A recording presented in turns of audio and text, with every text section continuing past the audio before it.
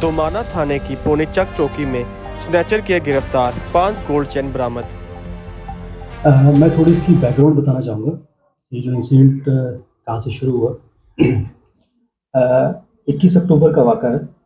2 suspect police पोनीचक ने पकड़े, जो कि जिस समय पकड़े गए उस समय एक ब्लैक कलर की स्कूटी, जो कि एक्टिवा स्कूटी थी, वो चला रहे थे और उस स्कूटी का नंबर टेम्पर किया हुआ था उन्होंने ब्लैक टेप से। उनके स्कूटी के 3 डिजिट्स जो थे वो चेंज किए हुए थे ब्लैक कलर टेप से, जिससे एक सस्पिशन राइज़ हुआ कि शायद ये कुछ वारदात करने के लिए जा रहे हैं या फिर कोई वारदात अंजाम दे के आए हुए हैं। तो इस बेसिस पे उनको अरेस्ट किया। पहले एज़ ए सस्पेक्ट उनको कस्टडी में लिया गया और उनकी क्वेश्चनिंग स्टार्ट की गई। जब उनकी क्वेश्चनिंग स्टार्ट की गई तो उस क्वेश्चनिंग में उन्होंने रिवील किया कि ये स्कूटी जो है वो चोरी की वारदात अंजाम देने के लिए इस्तेमाल करते हैं। उसके पहले कुछ चोरी की वारदातें उन्होंने अंजाम की है और इसी मरहले में जब फर्दर क्वेश्चनिंग की गई तो उन्होंने ये कबूल किया, ये एडमिट किया पुलिस की कस्टडी में कि 14/4/2023 को आनंद विहार में एक चेन स्नैचिंग की वारदात उन्होंने इसी स्कूटी को लेके अंजाम दी थी। इसी पे उसी केस, जो केस ऑलरेडी इस चौकी थाना में रजिस्टर्ड था, एफआईआर नंबर 133/2023 अंडर सेक्शन 382, उसमें दोनों की लड़कों को, जिनका नाम निखिल मैक्सिम और अखिल खुराना है, उन दोनों को अरेस्ट किया गया और फर्दर इन्वेस्टिगेशन उसी केस में उनकी लाई गई।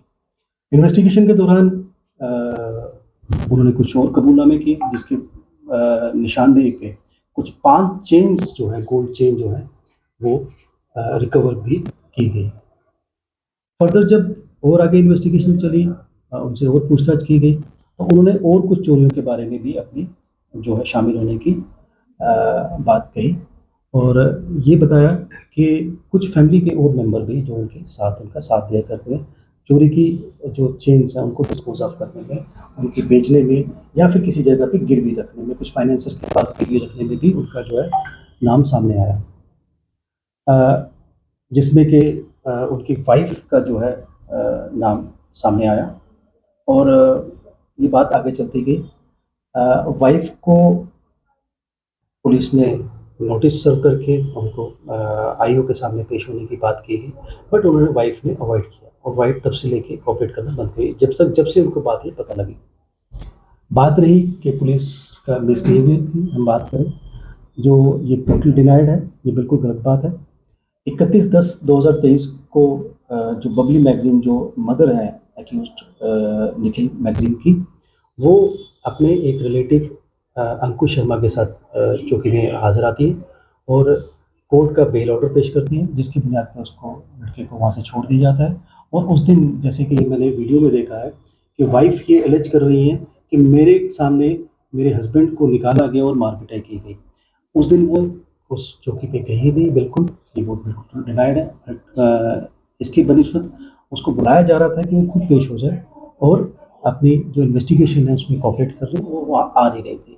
अब ये जो सारा एलिगेशन है सिर्फ इस चीज़ से बचने के लिए, ताकि उनको ये पता लग रहा है कि कहीं न कहीं वो खुद केस में मुलव्वस हैं, और उस पुलिस की इन्वेस्टिगेशन से बचने के लिए, पुलिस की क्वेश्चनिंग से बचने के लिए जो उन्होंने मीडिया में आके अपने आप को पुलिस के ऊपर प्रेशर बनाने की जो कोशिश की है, ये एक मुझे लगता है कि टैक्टिस है जिसका कि उन्होंने इस्तेमाल किया है। मैं यही आप सबसे ये कहूँगा कि ये एक गलत एक नैरेटिव क्रिएट करने की कोशिश की जा रही है और जो पुलिस अफ़सर जो काम कर रहा है, बड़ी बहादुरी से इसने अभी तक ये काम किया है और इतना अच्छा जो काम किया है, ये बिल्कुल शाबाशी का हकदार है। बनिस्बत के इसके अगेंस्ट कोई ऐसी कार्रवाई की जाए, ऐसा कुछ नहीं है। और इन केस अगर कोई ऐसा, अगर कोई मे बी अगर किसी जगह पे अगर उस फीमेल को या फिर किसी को लगता है कि उसके साथ वाक़ई कोई ऐसी बात हुई है, तो she should come up to us और हमारे किसी भी सीनियर अफ़सर के पास जाए, हम उसकी जो है जाँच करने के लिए भी तैयार हैं।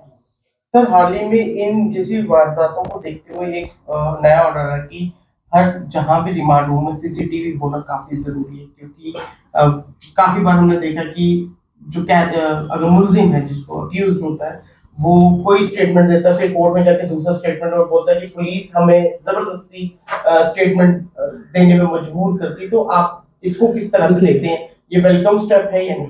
देखिए, ये जो चीज़ आप बता रहे हैं कि सीसीटीवी कैमरा, ये बाकी सब चीज़ें, सीसीटीवी कैमरा ऑलरेडी जो है प्रोसेस भी है, गवर्नमेंट वो हर जगह पर लग रहे हैं और कई जगह पे लग भी चुके हैं। बाकी रह गया एडमिसिबिलिटी की बात, जो आप कह रहे हैं कि कोर्ट में किस तरीके से कौन सी स्टेटमेंट एडमिसिबल रहेगी और कौन सी नहीं रहेगी, वो कानून में बिल्कुल सीआरपीसी में वाज़ेह है। एविडेंस एक्ट बिल्कुल वाज़ेह है उस चीज़ पे, किस चीज़ की एडमिसिबिलिटी है, किस चीज़ में, वो आप देख सकते हैं उसमें। अकॉर्डिंगली वैसा ही कानून जो है और इन्वेस्टिगेशन में सारी चीज़ें फॉलो होती हैं।